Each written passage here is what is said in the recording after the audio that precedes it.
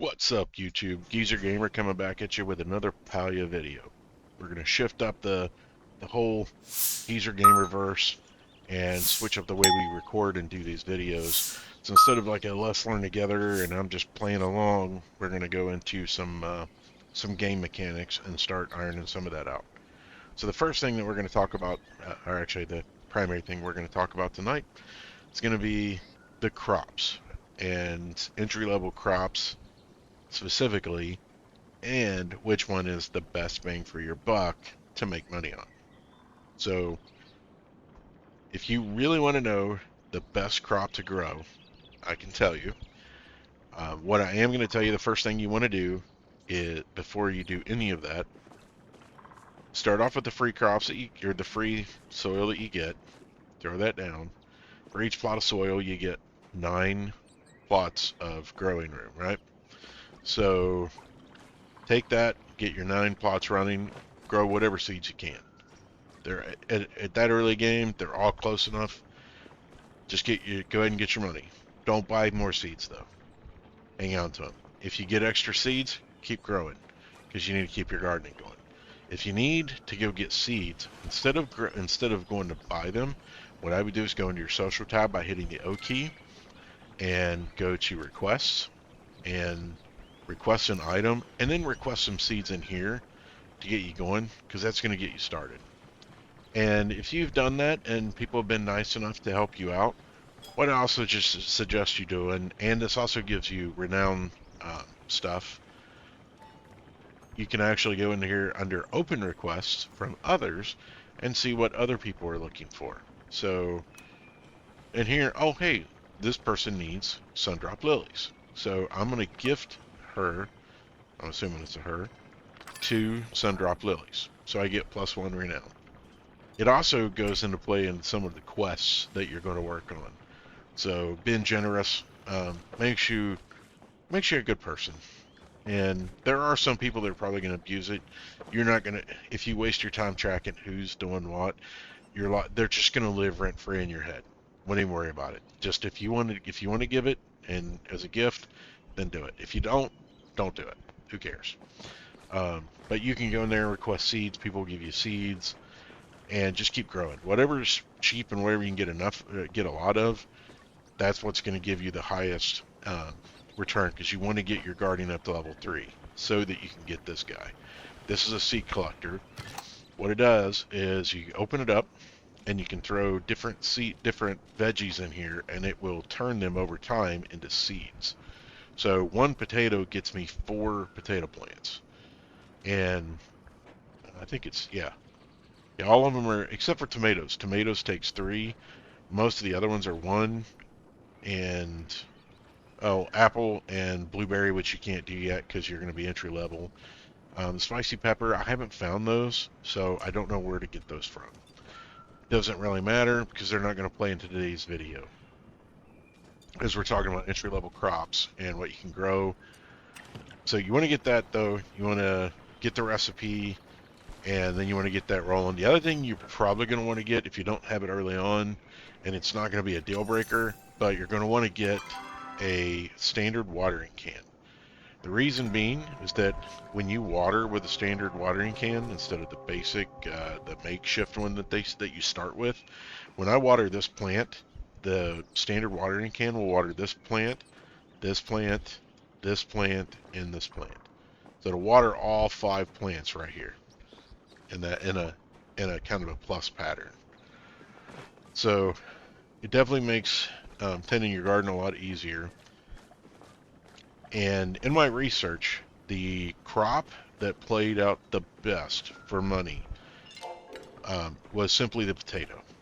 It it has some weirder numbers, but and I'm going to drop a link in the video to the spreadsheet I used to figure this out. But we took most of the plants are going to get almost all the entry-level plants, including corn, tomatoes, doesn't matter how many times it can be harvested, they balanced it. They're all yielding about 2.5 crops per harvest on average. So we took that average to kind of calculate the gold per minute that you were technically making. This also takes into account the plots themselves. So 9 plots running this, entry level or even late game level, potato is still the winner. And actually, there's a few winners. So potato is one, cotton is another, and rice is the other. They're all producing 0.38 gold per minute per spot. So you got 9 spots on a plot, and so each one of those kicking over that. So each row basically is making you 1 gold. So 3 gold per minute per plot of land is what you're going to be looking at best. The lowest performer is actually rice, amazingly. Or I'm sorry, not rice, tomatoes. Tomatoes only produce, and they're deceptive because you can harvest them multiple times. But ultimately, out of each harvest, you still only get 2.5, but it takes an extra hour to grow them.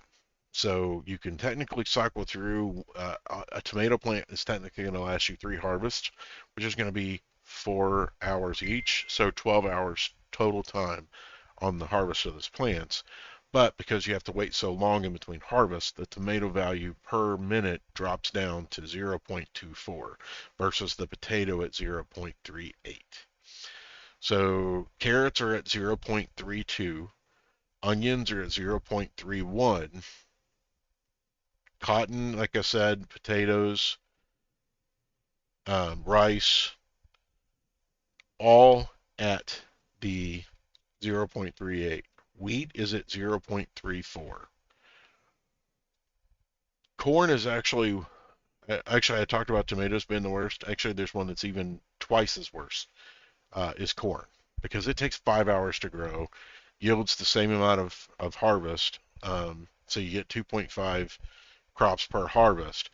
So it takes even longer. You get the same amount of crops out of it, and the value just isn't there. The crop sell for one piece of corn for a normal is 15, and all these numbers, the gold per minute calculation is based on its normal price. So any that you get that's a star is a bonus to that gold per minute ratio. In addition to the reason that I would say go with potatoes is because potatoes, if you don't put onions in the bed, will also generate over the span of one harvest. Most of them will generate a knapweed. The knapweed is worth 10 gold. It's all by itself. So it adds an extra 10 gold for that harvest, increasing your amount to 0.45 gold per minute on a normal cell per plot, or I'm sorry, per spot. So if you consider that as an average, if let's say half of those got that, so we're looking at 41 cents or 0.41 gold per minute. It's still a heck of a boon to your numbers, and it's still going to rotate through. Now, even looking at blueberries and apples, so the detriment to those plants and the deceptiveness, even though they're late game, their sell value and the time it takes to harvest or grow them is insane. So an apple plot takes 9 slots. So it takes all 9. The gold per minute this whole 9 slot plot would generate is 1.42 versus 3 and change running potatoes. Hands down, potatoes, late game, still your best cash crop. Blueberries take up a 2x2 slot, and their gold per minute is only 0.43. So even if you consider that on one plot you can technically get 2, it still doesn't add up. It doesn't get close enough. It still doesn't break the 3 mark to be able to break even with what you could get from potatoes. So, um, that is definitely potatoes, hands down the best winner. And the reason I went with potatoes was, of course, the knapweed. But potato time to harvest is also 5 hours, but its normal sell rate is 45, and its bonus sell rate is 67. So it had the highest jump in between those two. And when I did the numbers, everything that was turning 0.38 gold per minute has those same cell numbers. So there you can see they really balanced it, with the exception of rice. Rice is different because yes, it does have a 0.38 sell rate, but it does have a much shorter harvest time. So its sell rate, or its normal sell rate is 27, its bonus rate is 40. And there's no increase in bonus rates. The bonus rate is always the same between all of these, at least as a possibility. So, and I'm basing everything off of normal sales only. So again, any bonus that you get is a true bonus. So yep, there you have it.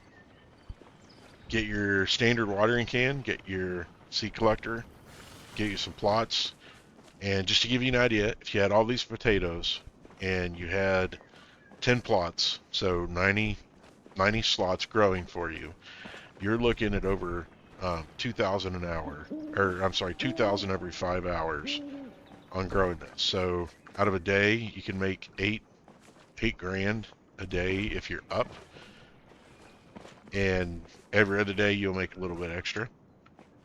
So, and that's if you're just running these. My additional advice would be for like your specialty plants or plants that you want to get seeds on. I would just set you up a couple plots around your house so that they look nice and pretty.